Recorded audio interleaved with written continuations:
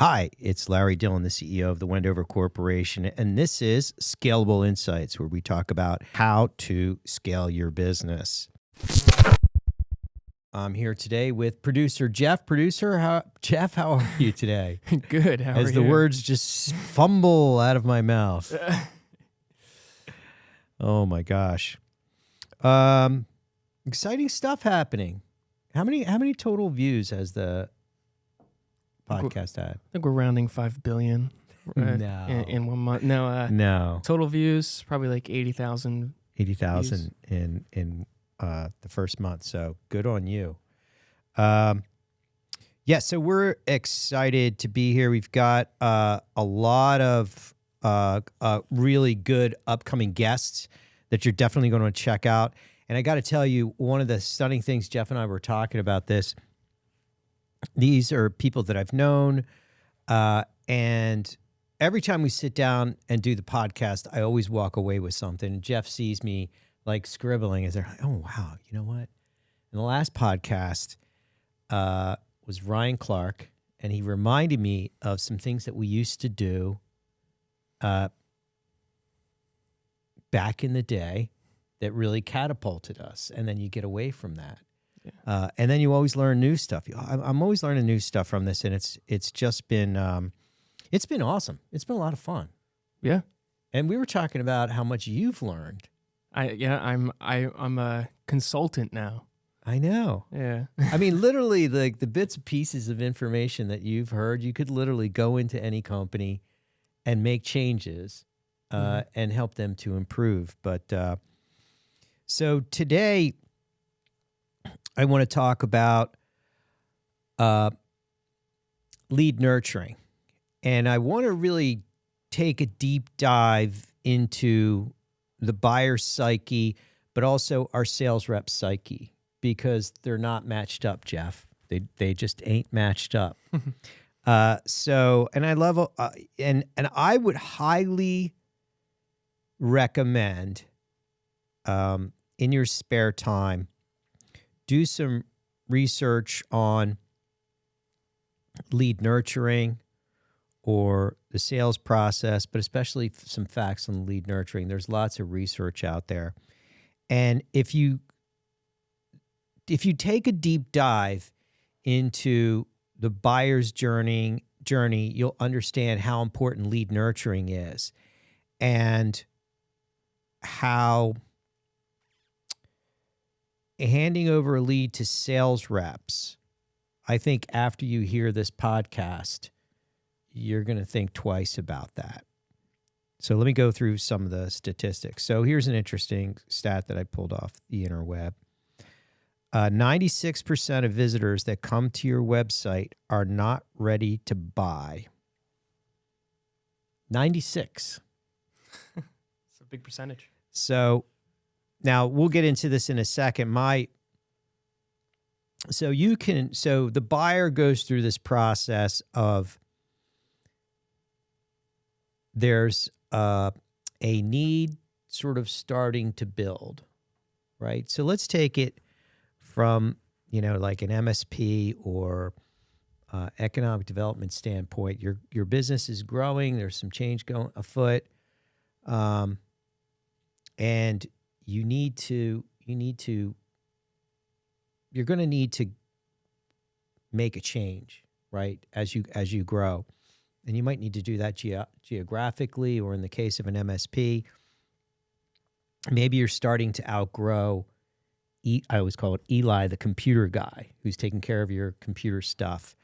And you need, sort of a more full service, professional company. And it starts from the buyer's perspective of like, this isn't quite right. But then they let it slide. And then there's another problem where the response time isn't it, or they're not really keeping up with their needs. And then they start to get, so it goes through this process of like, there's a little tiny indicator, and then the pain becomes larger and larger, or the opportunity gets to the point where they're like, oh, shoot, we need to divorce our MSP. And then they'll probably stall procrastinate. Buyers procrastinate. We all know that. They procrastinate. I know I really need a new MSP to take care of my computer stuff. And then that, there's a period of time where that happens. And then finally they get to the point where they start reaching out to websites and looking at other services and investigating. And that's where this comes in, that 96% of the visitors that come to your website, even if you could, now you can use companies like Visual Visitor to figure out who they are, but most of them, you're not going to be able to know who they are. But even if you did know, they ain't ready to buy. So so even if they fill out a form, it takes 10 attempts to get that person back on the phone. And that's probably because they're not really ready to buy just yet.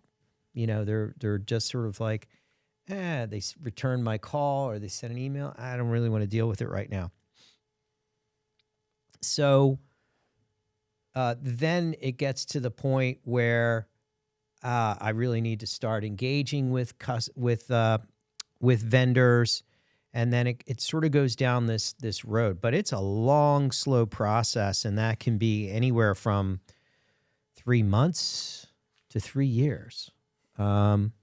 We talk to people, and I know my own sales reps have been nurturing leads for years before that first sale comes in. And if you don't stay on top of it, they forget who you are, and then there'll be a flashpoint where they're like, oh, we need this done yesterday, and then they'll make a quick decision. But most of that arc, they're not going to be jumping out of their skin to respond to your email, to respond to your voicemail, to respond to your marketing efforts, your social media. Because if they were, there wouldn't be such a problem. Like everybody that we've talked to understands that there's issues nurturing leads. And that's the problem with B2B lead generation. There's multiple stakeholders. So it's not even just identifying that the opportunities within the company. It's like, who within the company do I reach out to? And we've asked companies to grade themselves on a scale of 1 to 100 of their ability to consistently convert a lead into an appointment. Now, this isn't the conversion rate. This is how they grade themselves: A, B, C, D, E, F.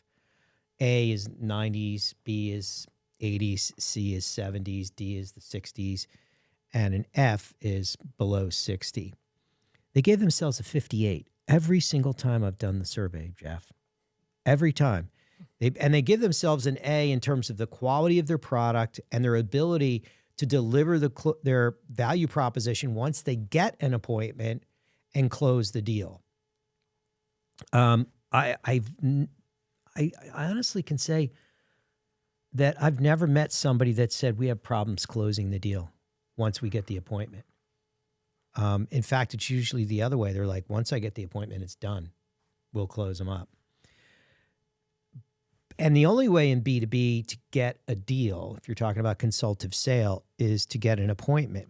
And people give themselves a failing grade. It's not that they convert 50% of the leads. No, that's not what the survey said. It's grade your ability. And that's a failing grade. That's a terrible grade. And I've been asking companies that, or when I do speeches, or if I do a webinar, we'll put that survey out there, and every time it just nails on that. And if you start to, I think if you start to understand you'll be able to edit that out. Mm-hmm. Let me take a little sip. Okay. If you start to understand the buyer's journey, and the buyer's, think of it as the buyer's ambivalent to your sales call, to your, they know, I know I need to change my MSP, or we need to relocate to another area, or, whatever it is that they're buying. For for whatever reason, they're busy with other stuff. They go through this long process. Now,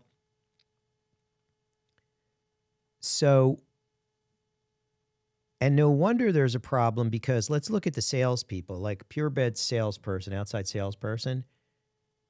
Salespeople want somebody that's ready to buy today.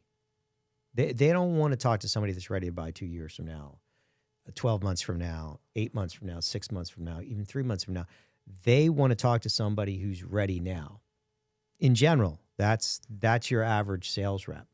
There are very few that really, oh, give me that lead that's not going to buy for 2 years. I'll stay on top of them. I'll be happy to engage them, and they won't return any of my phone calls yet. I'll just keep going. So, and I think that's where the problem is. And especially if you're a business owner and you're selling B2B, the missing link is this lead nurturing process. And your salespeople ain't going to do it because it requires so many calls to get an appointment. So, and this is why most leads are not followed up with. And again, you can go to the internet. We've done this research ourselves. We've seen the research on the internet that says 70% of the leads in your dead lead dumpster that were disqualified from your team, that they're no good, they're not going to buy, wind up buying from your competitor. They wind up buying from your competitor. 70-some% of the leads that your team has disqualified. And part of the reason is buyers will give you a false negative. Now, we sell sales leads. Our leads are, we call the company. This month we'll make 200,000 calls and we'll generate about 2,000, 3,000 leads. And we get the lead. So the initial person spoke to the prospect. They told them they were definitely relocating. Then the supervisor goes in and makes a confirmer, makes the second call. And they only qualify the leads that tell them, as well as the first person, that they're moving. Only half the leads make that second qualification. So these are pretty bulletproof. And so it takes us about 100 leads to generate 50, and then we immediately send them to the customer. 95% of the leads that our customers send back to us were, in other words, Monday they told us they were moving. Wednesday they told our confirmer that they were moving. Thursday our customer gets it, talks to the prospect, and the prospect tells them straight up, we're not moving. The same person. Then they kick the lead back to us. Then the next week we'll call back that same person, and they'll say, oh yeah, we're still moving. 95% of the time. But they told the prospect that absolutely under no uncertain terms are we relocating. So the problem is we have so much data on false negatives from a buyer. And then we'll re-engage it, we'll reconfirm it and give it back to our customers, and then they'll wind up, getting the appointment. But how many of the leads that go into your system come back as an unqualified lead? And that could be somebody that reached out to your website where your sales rep calls up. And it's easier to say the wrong thing to a prospect and get a false negative. It's easier to talk to a prospect, a lead, somebody that downloaded a white paper, went to your website, or even requested information. It's easier to get a false negative than for someone to give you their honest answer. It's so easy to get a false negative. Because it's difficult, because the buyer just at that moment, that day, that moment, just maybe doesn't want to talk to you. Or you send them an email and they're like, I don't really want to deal with this right now. But they're the buyer. They don't have to do anything. So If you're in B2B, if you didn't realize before this podcast that this is a major problem, I hope you're realizing it now. Because in order to fix the problem, which, by the way, there's tons of business at hand. Like, for example, let's say you're a $4 million a year company and you generate $1 million a year in new revenue, 3 million's recurring, and $1 million's from new revenue. And let's say that represents, typically that's going to represent maybe 10% of your leads. Well, of the 90% that are in the dead lead dumpster, 75%, or I don't know exactly what those figures are, six times that could be in your dead lead dumpster. So there could be $1 million, $2 million, $3 million, $4 million worth of business in your dead lead dumpster. Because they will go on to buy, they'll hit a flashpoint, and we've all gotten those phone calls. Oh, we're moving next week. We need a quote, or we need office furniture, or we need an MSP, a new MSP, because our whole system crashed and we don't have any more confidence in our current guy. So that's the problem. And again, I'd encourage you to do research on and check different sources. You'll see the information. So one of the things that I picked up from doing the research for this podcast is that companies with superior lead nurturing process in place generate 50% more sales from the same number of leads. And there's to my point. So think about this. If you're a $4 million a year company and $1 million a year is from leads, you could get another 500,000. Or if you're a $10 million company and $4 million of it is from new business that comes in from leads, there could be another $2 million worth of business that somewhere along the line you got a false negative and you kicked it out of the system. This is, and everywhere that I looked, it's this one survey said 61% of marketers, professional people in the marketing business, say lead gen is their number one challenge. And then there's this endless battle between sales and marketing. Sales say all the marketing leads are horrible, and marketing people say salespeople are terrible. And the problem is that you need this middle piece of the puzzle, this lead nurturing process, to cultivate the leads, and as they go through that process. And it's a very different person that's good at lead nurturing. So lead nurturing, so if you think about it, one of the things that I pulled down was that it takes 10 marketing touches in order to nurture a lead. I think depending on what you're doing, it could be more than that. And even on, when you do get these leads, so you sort of have to look at, if you look at, I only want leads that are ready to buy now, that's like such a small percentage of all the opportunity that's out there. And God help you if one of your competitors is like, oh, let Jimmy have all the 1% that need something right now and are going to go to the internet and they're going to get 4 quotes and they're going to make a decision next week. Because that's going to be a very competitive situation and they're going to knock the stuffing out of you on price.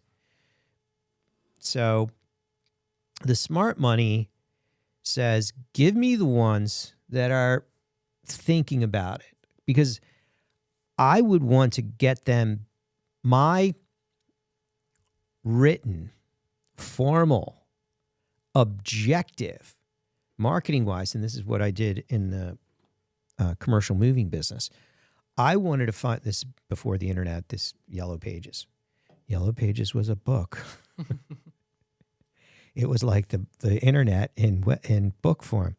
My objective was to find prospects before they even thought about going to the Yellow Pages, or in your case, the strongest objective visualization is I'm going to find as many companies as I possibly can that have the slightest inkling that they're going to buy managed services or business supplies or business equipment or relocate, for economic development especially.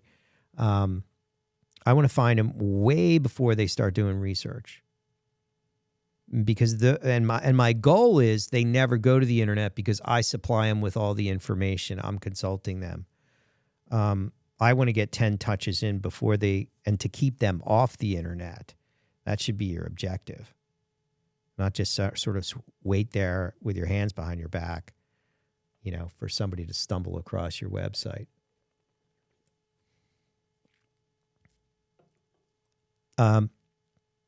So this is a different team. You can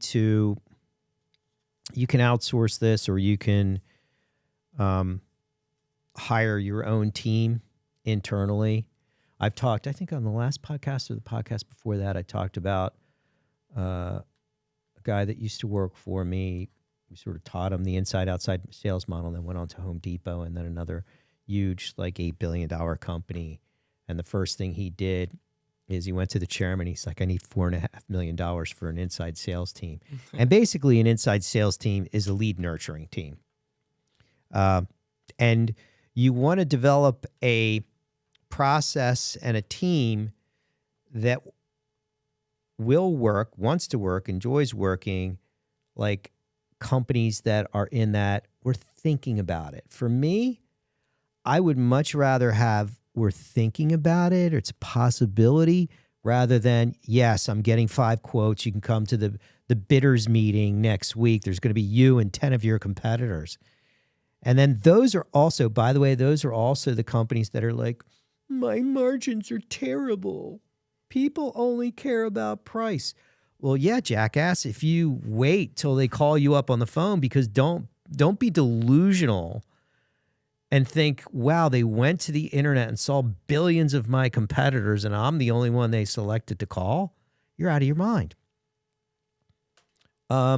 Those type of leads, they're guaranteed. They're the ones that are like, I don't even want to meet with you. Just send me a quote. Email me a quote. Well, I don't understand. People only care about price. Well, yeah.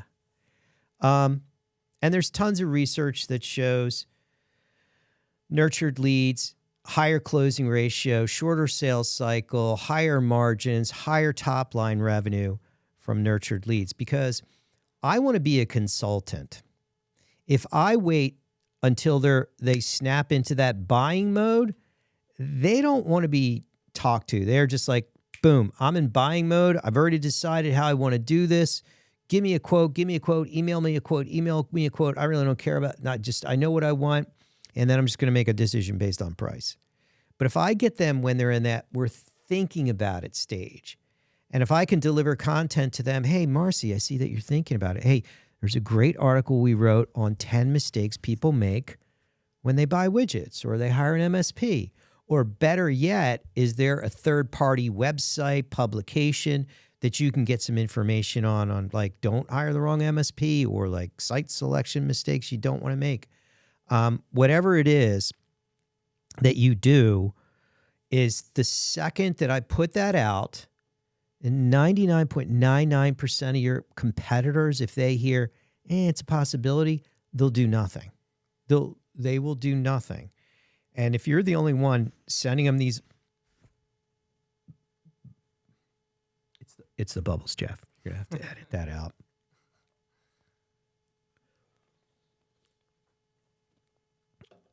So for me, that's my golden opportunity. I love those leads. The harder it is to work, the more of my competitors are just going to ignore it. And because it takes time, you've got to make 5, 10, 15, 20 attempts, by the way, to get somebody on the phone that reached out to you. That's the average, is 10. Like, don't believe me. Go to the internet. Find out. How many attempts does it take to get a prospect back on the phone that reached out to you? I'm not talking even about a lead. This is somebody that, like, went to your website, gave you their information. Yet, Jeff, a lot of the companies that we talk to have a 3 strikes and you're out policy. Like, oh, well, we give up after 3 attempts and it gets automatically kicked out of the system. You're out of your mind. Yeah. So you have to, the biggest thing is the best leads, in my mind, are the ones that are ambivalent. They don't want to talk to you. They know they have, yeah, I know, it's a possibility. We're probably going to do it. I need to do some research. Those, in my book, are awesome because now what I can do is start engaging with them. And if all you do, let's say somebody's going to buy in a year.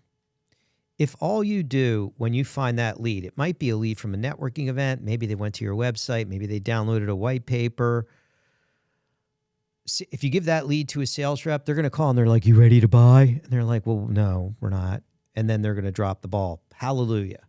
So what I would do, if you do this, just think about this. So somebody's going to buy whatever it is you sell 12 months from now. I'm going to reach out to them. And let's say it's cold. Like somebody was at a networking event and they're like, hey, Larry, call this company. I think something's going on. If I just email that company and send them a voicemail and say, hey, this is Larry. Let's say I'm an MSP. Let's say I'm an MSP. I need a shirt that says, let's say I'm an MSP. You should get that. I should get that. We need to get some T-shirts, some graphic tees for the podcast. That's what I was saying. We should get a ton of merchandise. Yeah. Well, yeah, merchandise. But yeah, you know what? We can get them to vote by which one sells the most. Yeah. But anyway, a friend of mine had this black T-shirt, white letters. It just said, I love bacon. Do you love bacon? I love bacon. To be honest, I'm not the biggest fan of bacon. Wow. Are you a vegan? No, oh. no. All right. But is there any sort of meat product that you're a fan of? Well, no. Well, I like pork, but I don't. You got like the white meat. That's good. Yeah, I like steak, chicken, everything. I think one of the things that's like I was like veal. Like the thought of it's like I've never ate a sheep before. yeah. But yeah, I'll have bacon though, time to time. I love bacon. But there's a place in Martha's Vineyard. It used to be called the Navigator. I forget what it is now. It's right by the dinghy dock in Martha's Vineyard. And happy hour, they have these little. They almost look like a silver vase, like a small little vase. It's kind of fluted, and inside is this thick maple cured bacon. Like just. See, that sounds good. Just it's for a happy hour. That sounds good. You take the dinghy I in. would try that. Walk right off, rock right into the bar. Oh my gosh. Slamming down some nice macaritas and some maple bacon. Oh boy. What was I talking about? I was talking about, listen, this is the disconnect. And so if you don't have a lead nurturing team. Oh, right. We were talking about the guy that used to work for me. With the $4 million you needed. Yeah, $4.5 million. It was really nice. He called me up the other day, about a month or two ago. He goes, hey, Larry. His name's Jeff as well. It's Jeff. Listen, I'm going to be in Philly. Do you have time for dinner one night? Or I'm going to be in Wednesday night. I'm like, sure. I hadn't seen him in 10 years. I mean, from time to time we would chat. Oh, wow. And he just had an amazing career. He went from, I think, Regis, then to Home Depot, crushed it every time. And then he went to this, and I've talked about this, a $7 billion company that was, or $8 billion company that was 7 years of consistent downward decline in top line revenue. Mm-hmm. And he came in 2 years, was 2 or 3 years, immediately turned the tide, and I think this year, which I think is the second or third year, it's going to be plus like $700-800 million Wow. from a consistent downward slide. Wow. But the first thing he did is he's like, where's your inside sales team? They're like, we don't have one. He's like, what? You're B2B. And these are big deals. These are multi-million-dollar deals. He's like, then he went to the chairman, $4.5 million for the inside sales team. And I was like, well, could you have done it without? Did you really need that? He's like, yeah, there's no way I could have done it without that. Because leads need to be nurtured. And I would calculate that you're losing 80% of the potential revenue if you just give leads to a sales rep. There are very few sales reps who are really aces at converting leads because they will literally tell you, I'm terrible. I'm awesome when I get in front of the customer, when I get on the stage, when I get the appointment, I'm awesome. I hate I'm not good at it. Listen, they aren't. We talk about our buddy Ed Katz, is a big consultant in the number one consultant in the commercial moving industry. He talks about it in his book that you need to have an inside and outside sales team. He talks about his own experience. He used to be a stockbroker for back in the day. And he said he was terrible at cold calling. And so when he started his business, first thing he did is he got somebody to basically be his inside sales team. He didn't give those leads to the reps. He gave it to telemarketers, which was his inside sales team. It's telemarketers, inside sales, BDRs. I know BDRs are out there going, we're not telemarketers. Okay. Aren't we all telemarketers? Be proud. But so getting back to this, so wouldn't you rather be in a situation where, when I was in the commercial moving business, this was our goal. Our goal was to find those ones that they're like, well, we're thinking about moving. And then we'd be like, okay, I'll send you some information. So we'd literally mail them some stuff. Oh, by the way, direct mail works. So any lead that you get, send direct mail to. Any lead. All leads. Send direct mail. Multiple direct mail. Direct mail definitely works. And so we'd find the ones that were possibly moving. We were like, no problem. We'll follow up next month. Follow up next month. Follow up next month. And then finally they were like, well, we're definitely moving now. And I said, great. Well, they're like, we decided, 2 weeks ago. And I'm like, okay, great. Have you figured out the 10 problems? And they're like, well, what do you mean? Or we would ask for the appointment. And they were like, well, we're not moving for 6 months, call me back. And then we would say, well, have you figured out the 10 problems? And they'd be like, what do you mean? Well, and literally on every office move, there's always 10 problems. Elevator's too small. It's a long carry. There's a problem. The elevators,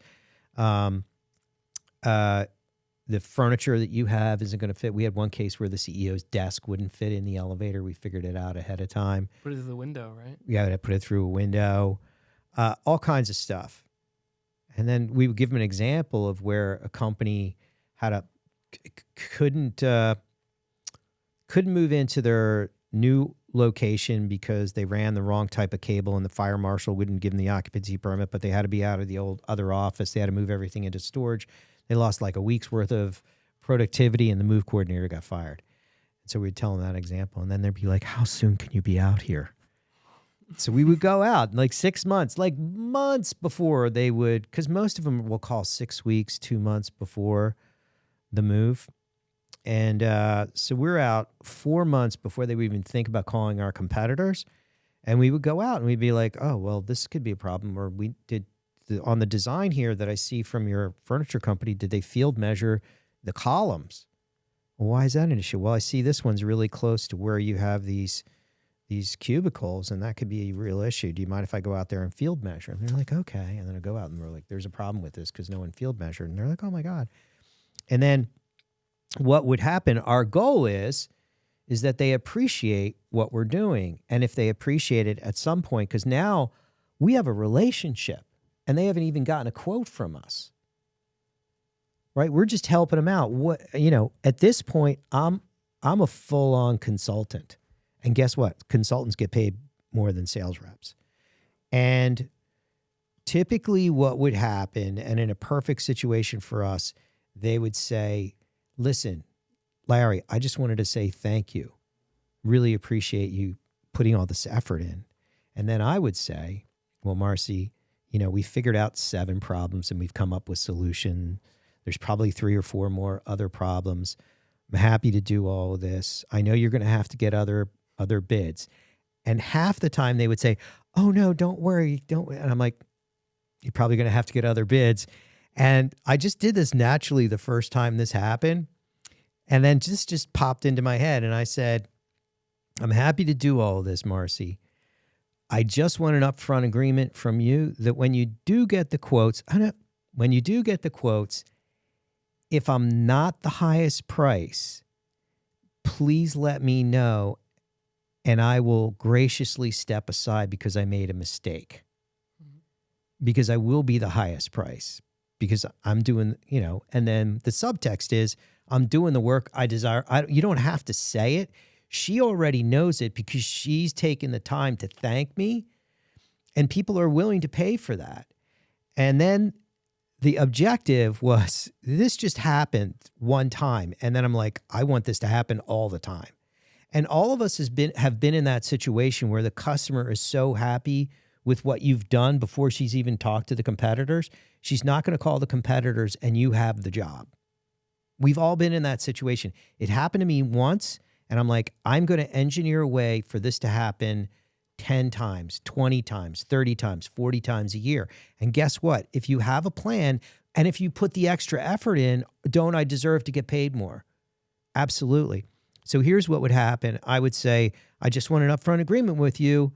If I don't give you the highest bid, I made a mistake and I'll just graciously step aside because I will be the highest price. And then the first time this happened, this tumbled out of her mouth.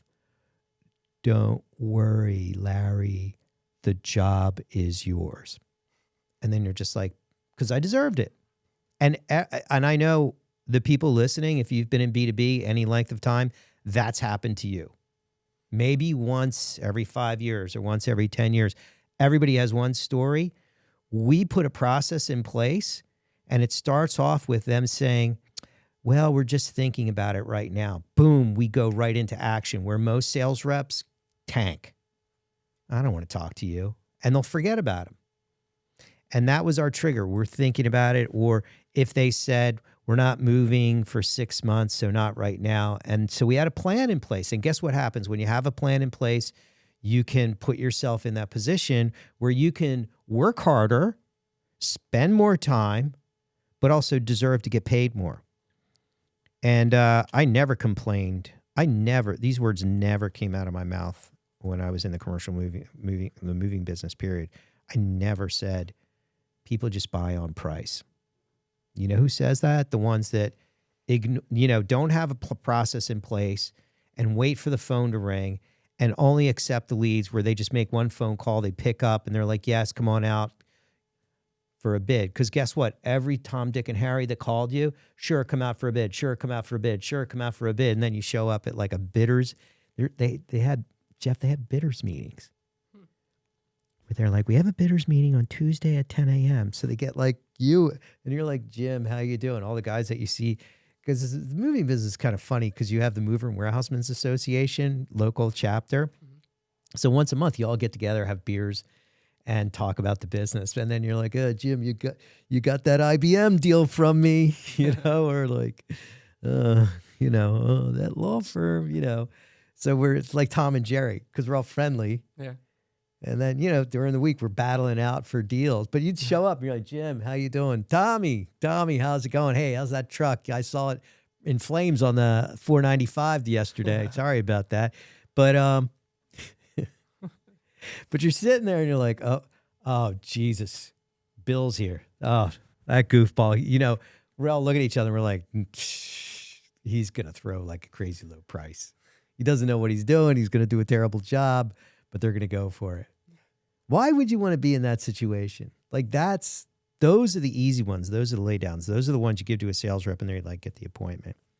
So the other thing that I want to tell you, and again, if you're the owner, CEO, this I think is more important than if you're a salesperson or even a sales manager. It's very important for that. But imagine somebody that you had done business with calls you back or was referred to you, but they're in that early stage. We're kind of thinking about it. And then that goes into your system and you give it to your sales rep, which, by the way, I'm going to give you a statistic that's going to blow your mind. We've done research 5 times. We've done it for like hundreds to 500. Half the time, if you have someone call into your company and say, I'm interested in your services, have someone call me, here's my phone number, half the time, no one from your company will call. Now, there's obviously the elite, the top 2 or 3% that have their stuff together. But that's a scary. Now, that means your receptionist got it. She gave it to Jimmy, the sales rep, and then half the time, it's not 100% of the time that Jimmy, doesn't call. It's 50% of the time Jimmy doesn't call. So that's scary. And you've done all this work to get somebody to refer them to you, and now you look terrible, and you'll never know. But you know what's going to happen? And I've done it. I've literally done it where I've asked people for recommendations for services, and then they don't call me back, which infuriates me. Why do I have to make a number of phone calls to you? Now, you may have called me back and I missed your call and you left a voicemail, or you didn't leave a voicemail. Maybe you called, maybe you left a voicemail and I forgot. I still think you didn't call me back. My bad, but your reputation now dinged because I call my buddies back and I'm like, yeah, your pal's real good. He never, I called him twice and nobody's called me back. Now, your referral is not going to get, that's not going to happen again. Mm-hmm. And your company looks like dirt to me. As a buyer who's bought, hundreds of millions of dollars worth of business stuff in the last 34 years, the amount of time that I call companies with a budget, need, and time frame, and nobody calls you back. Nobody. Or maybe they call once. Maybe. Call twice. Ugh.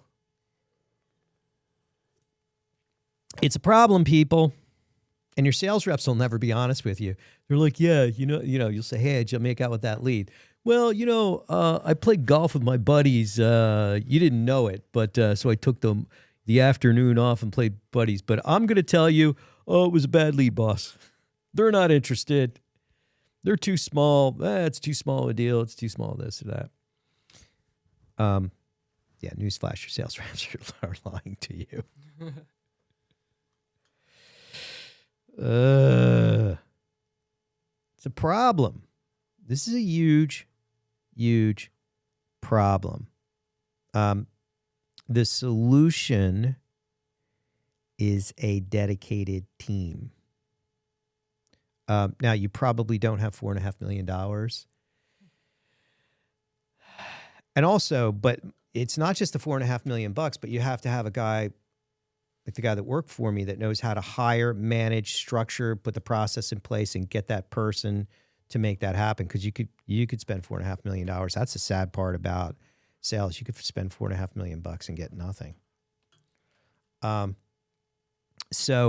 you have to come up with a solution, and giving it to your sales reps and hoping that they do proper follow-up is unfair to them. Here's the stats. So it takes 10 attempts on average to get someone on the phone, which, by the way, that just doesn't mean 10 or less.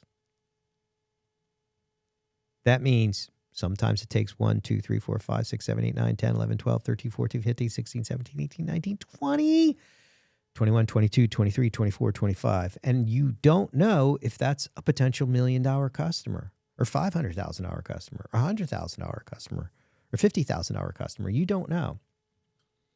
I'm not going to go into disproving the concept that you can qualify a lead, but I can prove that it's impossible to qualify a lead in 3 minutes based on the knowledge that's in your head. But we'll save that for another podcast. I beat that up all the time, but it's literally in your head.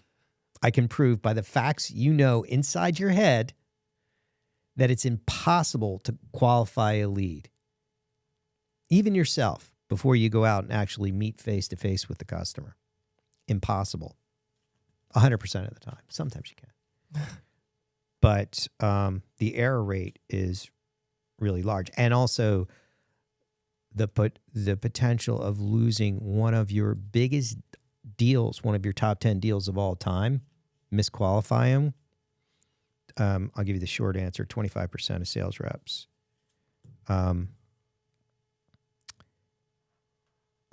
report that what appeared to be a disqualified lead, and they force themselves to go out thinking it was a huge mistake, went out and then turned out to be a great deal and turned out to be one of their top 10 deals of all time. 25% of sales reps report that. What they thought, based on the facts that they saw and heard, is communication's not perfect. So the solution is an inside sales team. The challenge with an inside sales team is you got to get the right manager. You can't have unsupervised inside sales reps. It's a full-time job. So, so that's, the challenge is, getting that started. And then it'll start paying for itself, and then you'll be able to expand it. We did, when I was in the moving business, we had a bullpen, and I think I had 6 or 7 outside reps. So someone was always in the office. We always made sure somebody was in the office supervising the inside reps. We had, I think, three full-time inside sales reps. And so we put them all in one office with sort of more open cubicles so they could hear what everybody was doing. And so we got them to motivate we just built that team so that they were coaching and motivating those sales reps. So while they were in there doing their estimates and doing their office work, they could hear what the inside reps were doing. So that's an option if you have folks, but they all have to be in the same room so they can hear and see what they're doing. You got to pull their numbers at least twice a day to make sure they're doing the right number of dials. So anyway, if you want more information about getting a lead nurturing or an inside sales team started, I'd be happy to talk to you. You can reach me at larry@insightprm.com. But the more that I read on this, the more research that I do, the more I talk to people, the more I look back on how important that is to us. We have a full-time recruiter, full-time supervisor, full-time manager on the lead, kind of doing our inside sales for us. And then that gets passed on to our regular sales reps. But if you do it, so if I put my owner's cap on what's at stake, I'd say if you're a $1 million company, it could easily, just from the stuff that comes in, but also you'll be able to utilize leads better. You'll be able to get stuff out of leads.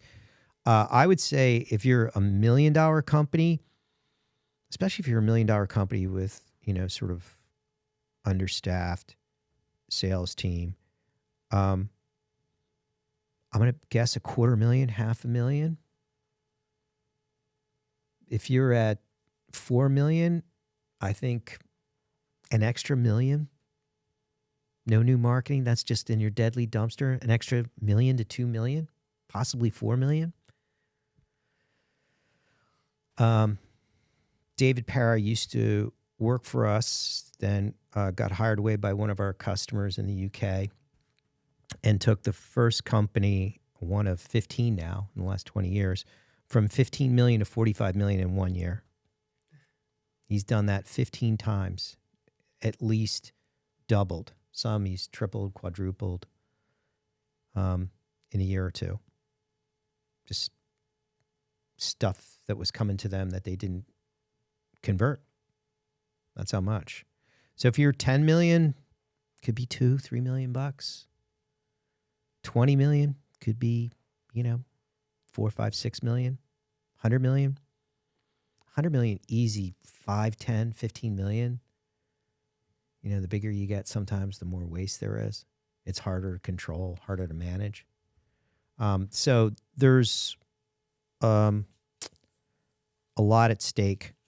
Those are the potential rewards from that. But even simply look at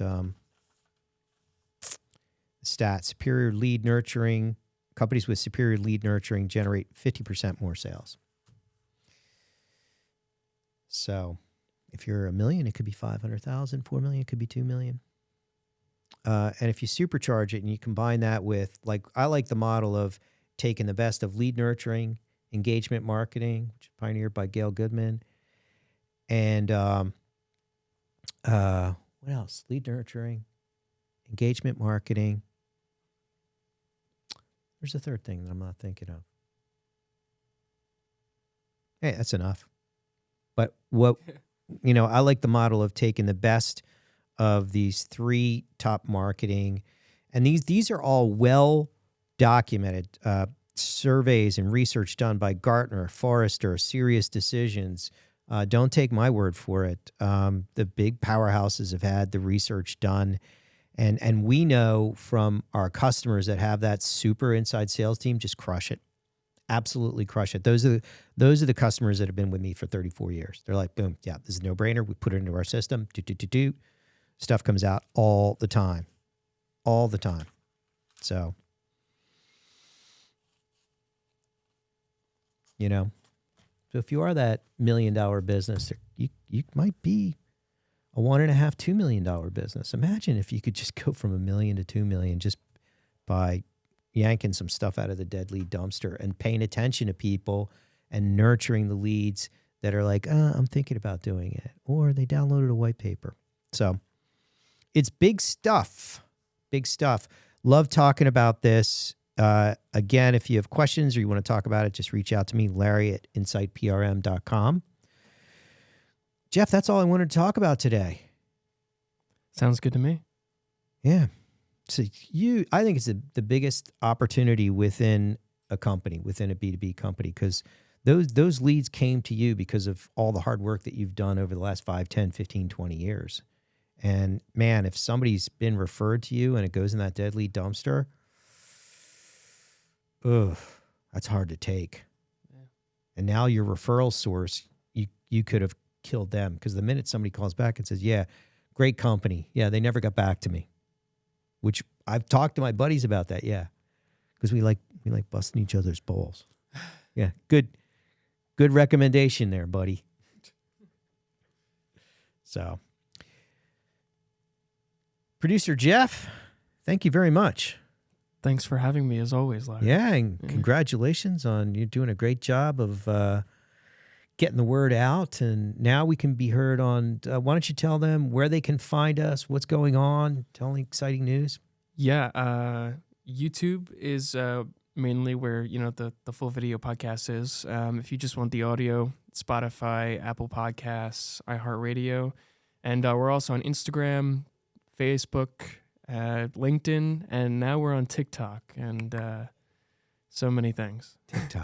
TikTok. Yeah. So you can find us there. I'd love it if you would give us a like. Subscribe.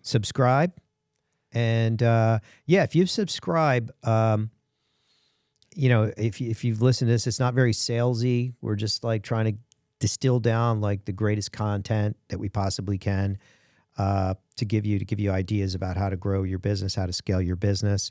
Any suggestions that you have, if you have guests that you want us to sort of fly in and interview here just outside of Philadelphia, we're looking for killers. We're looking for those rock stars, the elite, that top 2%, that top 3%. Right. So, all right, Jeff, this is Larry Dillon, CEO of the Wendover Corporation and Insight PRM. Check out our websites. Happy selling. you.